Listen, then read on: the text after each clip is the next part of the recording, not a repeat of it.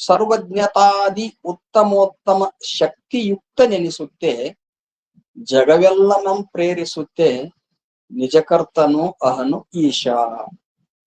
ಹಂಗಾರೆ ಶುದ್ಧ ಸತ್ವಗುಣ ಉಳ್ಳ ಮಾಯಾ ಆ ಶುದ್ಧ ಚೈತನ್ಯಕ್ಕೆ ಉಪಾಧಿಯಾಗಿ ಬಂತಂದ್ರೆ, ಮಾಯಾ ಉಪಾಧಿಯಿಂದ ಕೂಡಿದಂತ ಉಪಹಿತ ಚೈತನ್ಯಕ್ಕೆ ಈಶ್ವರ ಅಂತ. ಮಾಯಾ ಉಪಾಧಿ ಇರಬೇಕು, ಆ ಮಾಯೆಯ ಉಪಹಿತನಾಗಿ ಚೇತನ ಇರ್ತದ. ಉಪಾಧಿ ಎಷ್ಟಿರ್ತದ ಅದ್ರ ಹವನಾಗಿ ಚೇತನ, ಅದಕ್ಕೆ ಈಶ್ವರ ಅಂತ. ಆ ಈಶ್ವರ ಹೆಂಗದ ನಾವ ಈಶ್ವರ ಮಾಯಾ ಉಪಾಧಿಯಿಂದ ಈಶ್ವರನಾದ್ನಲ್ಲ, ಅವ್ನಿಗೆ ಯಾವ ಸದ್ಗುಣಗಳು ಬರ್ತಾವ? ಅದರಲ್ಲಿ 8 ಸದ್ಗುಣಗಳನ್ನ ವಿಚಾರ ಇದು ಚಂದ್ರೋದಯ ಹೇಳ್ಯಾರ. ಅವ್ರು ಇಲ್ಲಿ ಅಜ್ಜಾರು ಸುಪುತ್ರಪ್ಪ ಅವರು 3 ಹೇಳ್ದ. ಒಂದು ಸರ್ವಜ್ಞತ್ವ, ಒಂದು ಸರ್ವಶಕ್ತಿತ್ವ, ಒಂದು ಸರ್ವ ಪ್ರೇರಕತ್ವ. ಹೌದ? ಅದವ ಹಿಂಗ ಈ ಸದ್ಗುಣಗಳನ್ನ ಕೂಡ್ಕೊಂಡು ಜಗತ್ತಿಗೆ ಅವನೇ ಕರ್ತ ಆಗ್ಯಾನ. ಏನ್ರಿ? ಜಗತ್ತನ್ನ ಸೃಷ್ಟಿ ಮಾಡವ ಯಾರು? ಈಶ್ವರ. ಈಶ್ವರ ಎಂತ ಶಕ್ತಿ ಅದ ನೋಡ್ರಿ. ಲೋಕದೊಳಗ ಕರ್ತ ಇಲ್ಲಿಲ್ಲ ಅಂದ್ರೆ ಯಾವ ಕಾರ್ಯವೂ ಆಗುದಿಲ್ಲ. ಕರ್ತ ಇಲ್ಲಿ ಅಂದ್ರೆ ಯಾವ ಕಾರ್ಯ ಆಕತಿ ಅಂತ? ಕುಂಬಾರ ಇಲ್ಲಿಲ್ಲ ಅಂದ್ರೆ ಗಡಿ ತಯಾರಾಕತಿ? ಆಗಂಗಿಲ್ಲ.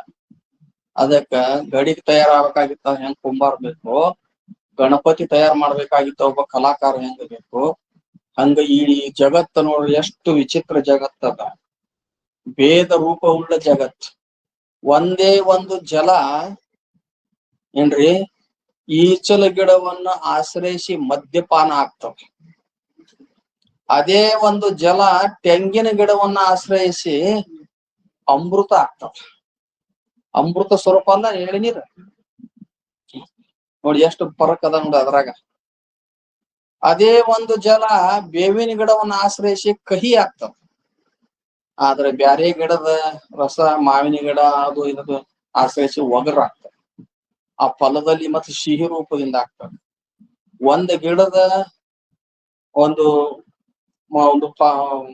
ಫಲ ಮತ್ತೊಂದು ಗಿಡದಲ್ಲಿಲ್ಲ. ಒಂದ್ ಹೂವಿನ ಬಣ್ಣ ಮತ್ತೊಂದ್ರಲ್ಲಿಲ್ಲ. ಒಂದ್ ಎಲಿದ ಏನಪ್ಪಾ ಅಂತಂದ್ರ ಬಣ್ಣ ಮತ್ತೊಂದ್ರಲ್ಲಿಲ್ಲ. ಪ್ರಾಣಿ ಪಕ್ಷಿಗಳದಾವ, ಒಂದಕ್ಕೊಂದು ಭೇದ ಉಳ್ಳದದ. ಇದ್ರ ಜಗತ್ತಿನ ಬಗ್ಗೆ ವಿಚಾರ ಮಾಡಕ್ ಹೋದ್ರ ಸುದತಿ ಕೇಳಿದನು ಸದಸದಾದಿಗಳಿಂದ ಆವ ಚದುರನು ವಿಧಿಸಿ ನುಡಿಯಲಿಲ್ಲ. ಏನ್ರಿ?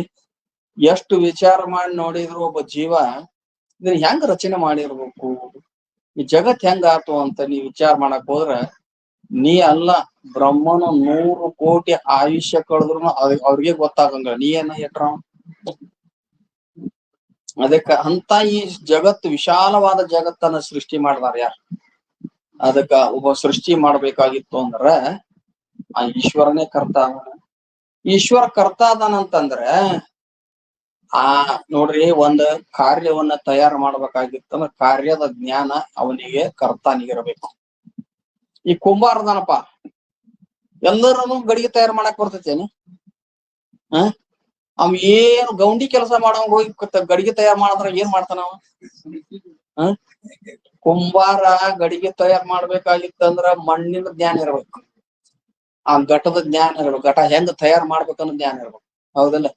ಜ್ಞಾನ ಇಲ್ಲದೆ ಆಯಾಯ ಕಾರ್ಯ ಉತ್ಪತ್ತಿ ಆಗ್ಬೇಕಾಗಿತ್ತು ಅಂದ್ರ ಯಾಯಾ ಮನುಷ್ಯ ಅದ್ರದ ಕಾರ್ಯದ ಜ್ಞಾನ ಇವನಿಗಿರ್ಬೇಕು. ಜ್ಞಾನ ಶಕ್ತಿ ಇರ್ಲಿಲ್ಲ ಅಂದ್ರ ಅದು ಏನಪ್ಪಾ ಅಂತಂದ್ರ ಕುಲಾಲ ಗಡಿಗೆ ಜ್ಞಾನ, ಆ ಮಣ್ಣಿನ ಜಿಗಿ ಯಾವ ಮಣ್ಣು ಉಪಯೋಗ ಮಾಡ್ಬೇಕಂತ ಜ್ಞಾನ ಇದ್ರನ ಹೆಂಗ್ ಅಡಿಗೆ ತಯಾರು ಮಾಡ್ತಾನೋ ಹಂಗ ಈಶ್ವರ ಈ ಜಗತ್ತನ್ನ ವಿಶಾಲವಾದ ಜಗತ್ತನ್ನ ರಚನೆ ಮಾಡ್ಬೇಕಾಗಿತ್ತಂದ್ರ ಈ ಎಲ್ಲ ಜಗತ್ತಿನ ಜ್ಞಾನ ಅವನಿಗಿರ್ಬೇಕು. ಅದಕ್ಕ ಸರ್ವಜ್ಞತ್ವ ಅಂತ. ನಮ್ಮ ಹಿಂದಿನ ಜನ್ಮದಲ್ಲಿ ನಾವು ಮಾಡಿದ ಕರ್ಮ ನಮ್ಮ ಅಂತಃಕರಣ ಸಂಸ್ಕಾರ ರೂಪದಿಂದ ಉಳಿತಿಲ್ಲ, ಅದು ನಮಗ್ ಗೊತ್ತೈತೇನ? ನಾ ಏನ್ ಮಾಡಿ ಬಂದಾನೇನೋ ನಮ್ಗೆ ಗೊತ್ತೈತಿ? ಇಲ್ಲ. ನಿನ್ನ ಅಂತಃಕರಣದೊಳಗೆ ಎಷ್ಟೆಷ್ಟು ಕರ್ಮ ಅದಾವ, ಯಾವ ಕರ್ಮದ ಸಂಸ್ಕಾರ ಅದಾವ ಅನ್ನೋ ಈಶ್ವರನಿಗೆ ಗೊತ್ತಾವ. ಈಶ್ವರ ಸರ್ವಭೂತಾನಾಂ ಹೃದ್ದೇಶ ಅರ್ಜುನ ತಿಷ್ಠತಿ. ಏನು ಬ್ರಾಹ್ಮಯನ ಸರ್ವಭೂತಾನಿ ಯಂತ್ರಾರೂಢಾನಿ ಮಾಯೆಯ. ಎಲ್ಲರ ಹೃದಯದೊಳಗಿದ್ದುಕೊಂಡು ಸರ್ವಜ್ಞನಾಗಿ ಈ ಜಗತ್ತಿನ ಆಟ ಆಡಿಸ್ತ ಈಶ್ವರ ಪರಮಾತ್ಮ. ಅದಕ್ಕ ಅವ ಸರ್ವಜ್ಞ ಅದಾನ. ಅದಕ್ಕೆ ಬಸವಣ್ಣರು ಒಂದ್ ಮಾತು ಹೇಳ್ತಾನ, ಅವ ಧರಣಿಯ ಮೇಲೆ ಒಂದು ಹಿರಿದಪ್ಪ ಅಂಗಡಿಯ ನಿಕ್ಕಿ ಹರದ ಕುಳಿತ ನಮ್ಮ ಮಹಾದೇವ ಶೆಟ್ಟಿ, ಒಮ್ಮನವಾದರೆ ನುಡಿವನು ಇಮ್ಮನವಾದರೆ ನುಡಿಯನು, ಕಾಣಿಯ ಸೋಲ ಅರ್ಧ ಗಾಣಿಯ ಹೊಲ್ಲ ಧ್ಯಾನ ನೋಡವ ನಮ್ಮ ಕೂಡಲ ಸಂತಮ. ಈಗ ಎಷ್ಟು ಎಂತ ತಕ್ಕಡಿ ಇಟ್ಕೊಂಡ್ ಕುಂತಾನ ಪರಮಾತ್ಮ ಅಂದ್ರೆ ಜೀವರಾಶಿಗಳನ್ನ ಅದ್ರಾಗ ತೂಗ್ತಾನವ. ಜೀವರಾಶಿಗಳ ಕರ್ಮವನ್ನು ತೂಗ್ತಾನ ಅದ್ರಾಗ.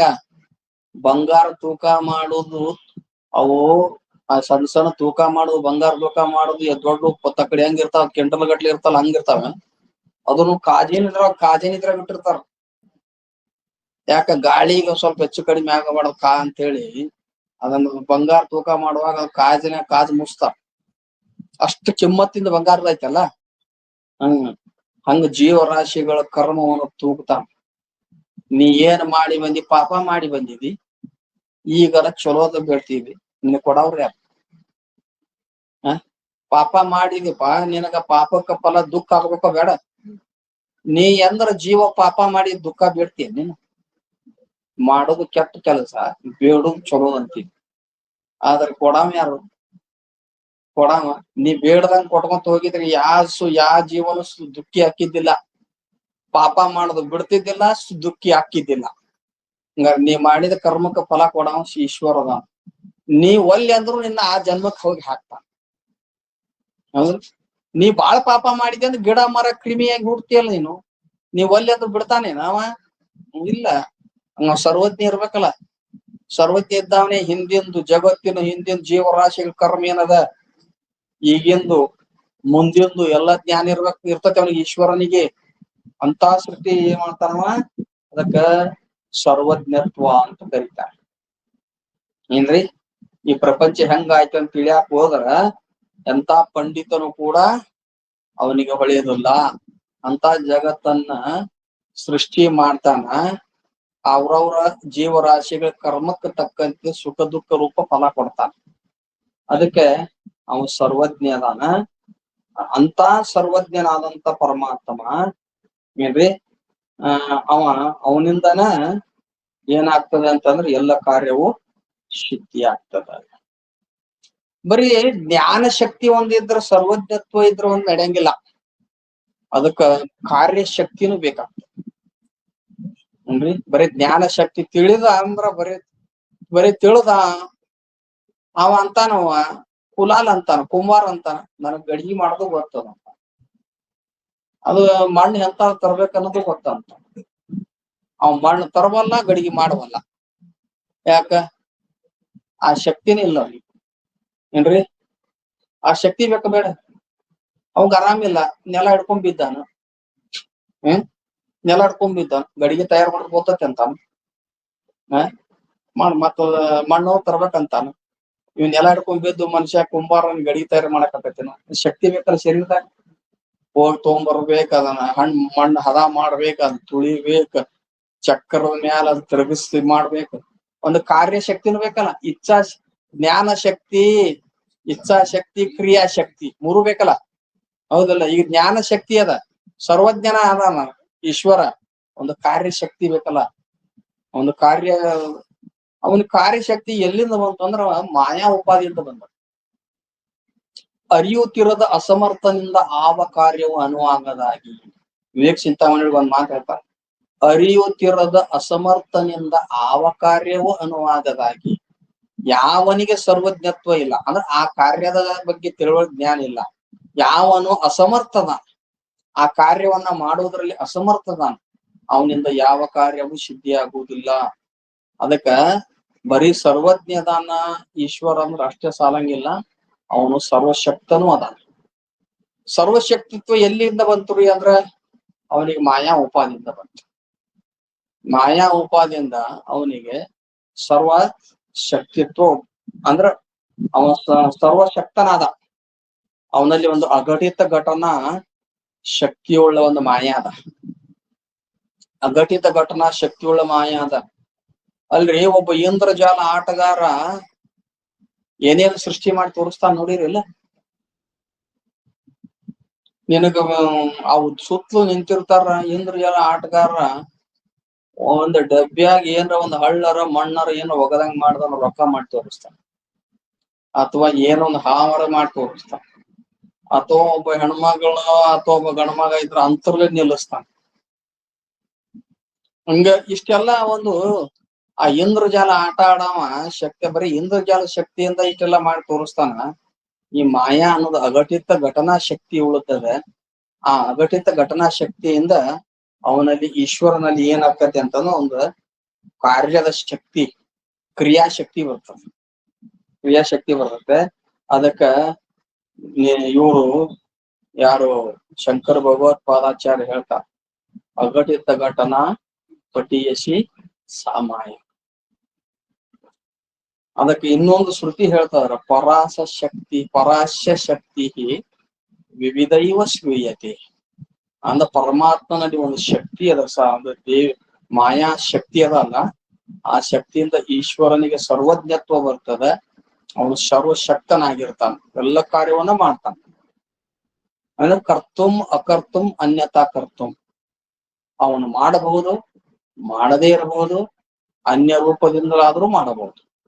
ಹಿಂಗ ಎಲ್ಲ ವಿಚಿತ್ರವಾದ ಜಗತ್ತನ್ನು ನೋಡ್ರಿ ಹೆಂಗ್ ಮಾಡ್ಯಾನ. ವಿಚಿತ್ರವಾದ ಜಗತ್ತ ಯಾರು ಮಾಡ್ತಾರಪ್ಪ?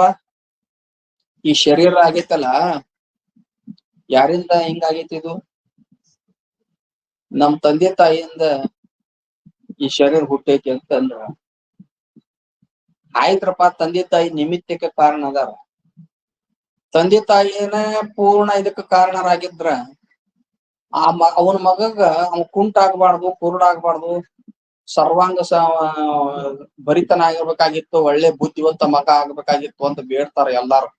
ನನ್ನ ಮಗ ಎಂದು ಕೆಟ್ಟ ಅದು ಕುಂಟ ಕುರುಡ ಆಗ್ಬೇಕಂತ ಯಾರು ಬಯಸಂಗಿಲ್ಲ. ಆದ್ರ ಕರ್ಮಾನುಸಾರವಾಗಿ ಒಬ್ಬ ಕುಂಟಾಗಿ ಬಿಡುತ್ತಾನ, ಒಬ್ಬ ಕುರುಡಾಗಿ ಬಿಡುತ್ತಾನ, ಏನ್ರಿ ಒಬ್ಬ ಕುರೂಪಿಯಾಗಿರುತ್ತಾನ. ಮತ್ತ ಇದು ಯಾರಿಂದ? ಭಗವಂತನ ರಚನೆ ಇದು ಮಾಡಿ. ಭಗವಂತ ತಾಯಿ ಗರ್ಭದಾಗಿದ್ದಾಗ ಶಿಶುವಿಗೆ ಮತ್ತು ತಾಯಿ ಹೊಕ್ಕಳಕ ನಾಳವನ್ನ ಜೋಡ್ಸ್ಯಾನಲ್ಲ.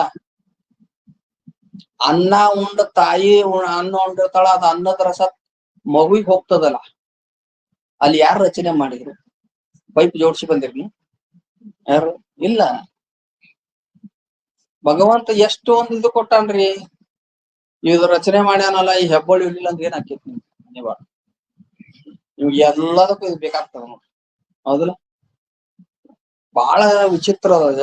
ಅಂತ ಒಂದು ಪರಮಾತ್ಮ ಈ ಜಗತ್ತನ್ನ ರಚನೆ ಮಾಡೋಣ, ಈ ಶರೀರ ರಚನೆ ಮಾಡ್ಯಾನ.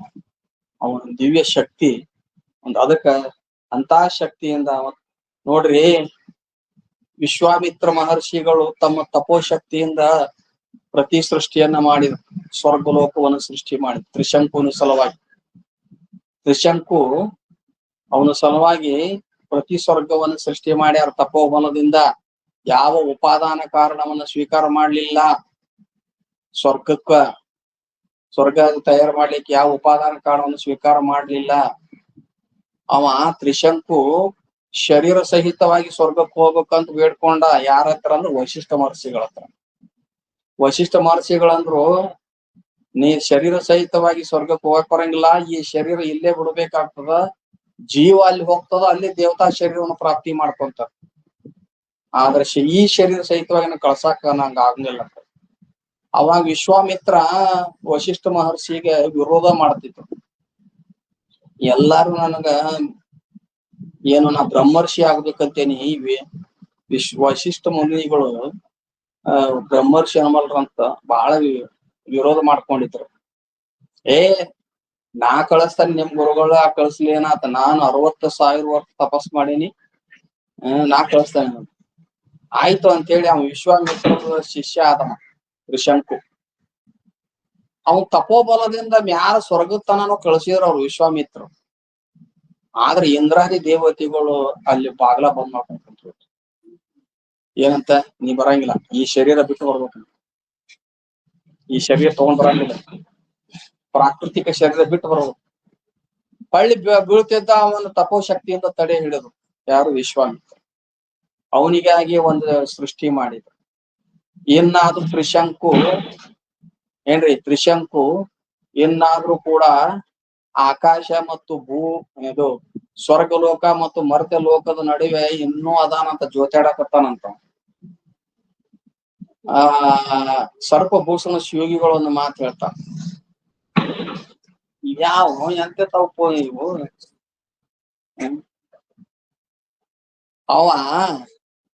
ಅವರು ಸರ್ಪಭೂಷಣ ಶಿವಗಿಗಳು ಅವ್ರು ಏನ್ ಹೇಳ್ತಾರಂದ್ರೆ, ನಿನ್ನ ಗುಣಗಳ ನೀನೇ ನುತಿಸಿ ಹಿಗ್ಗಲು ಬೇಡ ಪುಣ್ಯ ಮನುಜನೆ, ಮುನ್ನಿನವರ ಮರೆದು ಅನ್ನುವಂತ ಪದ್ಯದೊಳಗ. ನನಗ್ ಬಾಳ ಆಯುಷ್ಯ ಐತೆ ಅಂತ ನೀ ಹೆಮ್ಮೆ ಪಡಾಕ್ ಹೋಗ್ಬೇಡ, ತ್ರಿಶಂಕುನಷ್ಟ ಆಯುಷ್ಯ ನಿನಗ ಐತೆನ ಅಂತ ಕೇಳ್ಯಾರ. ತ್ರಿಶಂಕುನಷ್ಟ ಆಯುಷ್ಯ ಐತೆನ ಅಂದ್ರ ಇನ್ನೂ ಅದಾನವ, ಯಾವಾಗ್ಲಿಂದ ಅದಾನೋ ಗೊತ್ತಿಲ್ಲ. ಅದಕ್ಕ ಹಂಗೆಲ್ಲ ಹೇಳ್ಯಾರ. ತ್ರಿಶಂಕು ಅಂತ ತಪೋಶಕ್ತಿಯಿಂದನ ಯಾವ ಉಪಾದಾನ ಇಲ್ಲದೇನೆ ಸೃಷ್ಟಿ ಮಾಡ್ಯಾರ. ಅದಕ್ಕ ಪರಮಾತ್ಮನಿಗೆ ಮಾಯಾ ಶಕ್ತಿ ಇರೋದ್ರಿಂದ ಎಲ್ಲವನ್ನ ಏನಪ್ಪಾ ಅಂತಂದ್ರ ಎಲ್ಲಾ ಸೃಷ್ಟಿ ಮಾಡುವಂತ ಶಕ್ತಿ ಅದ. ಮತ್ತದ ಜೀವ ಸ್ವಪ್ನಾವಸ್ಥೆಯಲ್ಲಿ ಜೀವ ಸೃಷ್ಟಿ ಅದ. ಸ್ವಪ್ನಾವಸ್ಥೆ ಏನದು? ಸ್ವಪ್ನ ಪ್ರಪಂಚ ಜೀವ ಸೃಷ್ಟಿ. ಈ ಜಗತ್ತೇನದ? ಹೊರಗಿನ ಜಗತ್ತ ಈಶ್ವರ ಸೃಷ್ಟಿ ಅದ. ನೋಡ್ರಿ, ಜೀವ ಅಂದ್ರ ಅವನೇ ಯಾವ ಸಾಕ್ಷಿಯೇ ಮಾಯಾ ಅನ್ನುವ ಇದು ಮನಸ್ಸು ಅನ್ನುವಂತ ಉಪಾಧಿ ಆದಾಗ, ಸಾಕ್ಷಿಗೆ ವಾಸನಾತ್ಮಕವಾದ ಮನಸ್ಸು ಉಪಾಧಿ ಆದಾಗ ಸ್ವಪ್ನ ಪ್ರಪಂಚ ತೋರ್ತದ. ಸ್ವಪ್ನಕ್ಕ ಕರ್ತ ಸೃಷ್ಟಿ ಮಾಡವ ಜೀವನೇ ಅದ, ಸ್ವಪ್ನದ ದೃಷ್ಟಾನು ಅವನೇ ಅದ, ಸ್ವಪ್ನದ ಪದಾರ್ಥಗಳನ್ನ ಅರಿಯವನು ಅವನೇ ಅದಾನ, ಸ್ವಪ್ನ ಸೃಷ್ಟಿ ಮಾಡವನು ಅವನೇ ಅದ. ಏಕ ಕಾಲದಲ್ಲಿ ಸ್ವಪ್ನ ಸೃಷ್ಟಿ ಆಗ್ತದ. ಹಂಗ ಭಗವಂತನು ಕೂಡ ಇದಕ್ಕ ಈ ಜಗತ್ತನ್ನ ಸೃಷ್ಟಿ ಮಾಡ್ಯಾನ. ಹೆಂಗ ಜೀವ ಸ್ವಪ್ನ ಪ್ರಪಂಚವನ್ನು ಸೃಷ್ಟಿ ಮಾಡಿ ತಾನೇ ಅದನ್ನ ಅರಿಯುತ್ತಾನೆಯೋ, ಹಂಗ ಈಶ್ವರನು ಈ ಲೋಕವನ್ನ ಜಗತ್ತನ್ನ ಸೃಷ್ಟಿ ಮಾಡಿ ಅವನ್ನ ತಾನೇ ಅರಿತ್ಯಾನ. ಅಂದ್ರ ತನ್ನಲ್ಲಿ ಕಲ್ಪಿತವಾದದ್ದನ್ನ ತಾನು ಅರಿಯುವುದಕ್ಕನೇ ಸರ್ವಜ್ಞತ್ವ ಅಂತ. ಸ್ವಸ್ಮಿನ್ ಅಧ್ಯಸ್ಥ ಸರ್ವ ಅವಭಾಸಕತ್ವಂ ಏನ್ರಿ? ಸ್ವಸ್ಮಿನ್ ಅಧ್ಯಸ್ಥ ಸರ್ವ ಅವಭಾಸಕತ್ವಂ ಸರ್ವಜ್ಞತ್ವಂ. ಸ್ವಸ್ಮಿನ್ ಅಧ್ಯಸ್ಥ ತನ್ನಲ್ಲಿ, ಯಾರು ಟೈಮ ಹೇಳಿಲ್ಲಲ್ರಿ, ಸುಮ್ಮನೆ ಕೂತು ಬಿಟ್ಟಿರನ? ಅಲ್ಲ, ಬೆಳತನಕ ಚಲೋ ಐತಿ ಅಂದ್ರೆ ಬೆಳತನಕ ಹೇಳದ್ರ ನಾವೇನ್ ಹೇಳ್ಬೇಕಾಗತ್ತ?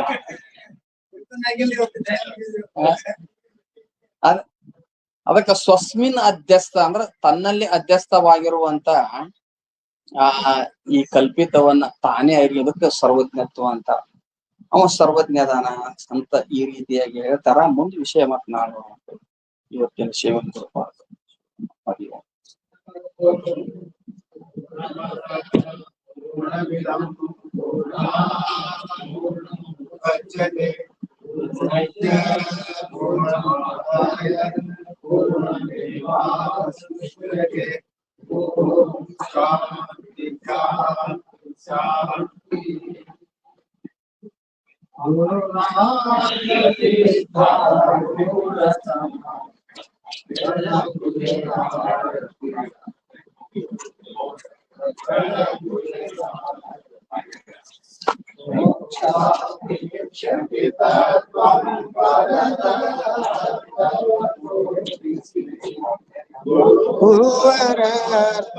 ಮೋದಿಸಿದಿ ಶಂಕರನ ಮೋಚಾರವ ಮಾಡಿಸಿದೆ, ಚಾರವ ಮಾಡಿಸಿದೆ. ರಾಮಧಾಮ ಶ್ರೀರಾಮ ಭಿನ್ನ ಶಂಕರನೇ, ಗುರುವರ ಶಂಕರನೇ ನಿರುವೆ. ಕ್ರೋಧವನಾಶಿಸಿ ಜಗದೊಳು ಶಾಂತಿಯ ಬೇರೇರಿ, ಗುರುವರ ಶಾಂತಿಯ ಬೇರೇರಿ.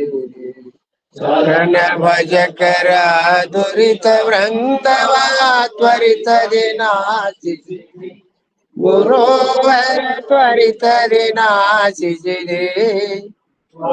ರೋಪುರ ದೈವದಿಂದಲೇ ನಿರುತ್ತರಿ ವಾಸಿಸಿದೆ ವರ ನಿರುತ್ತರಿ ವಾಸಿಸಿದೆ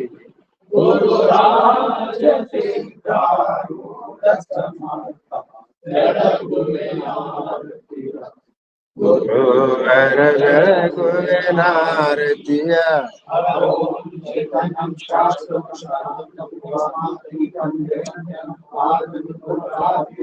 ತಸ್ಮೈ ಶ್ರೀ ಗುರುವೇ ನಮಃ.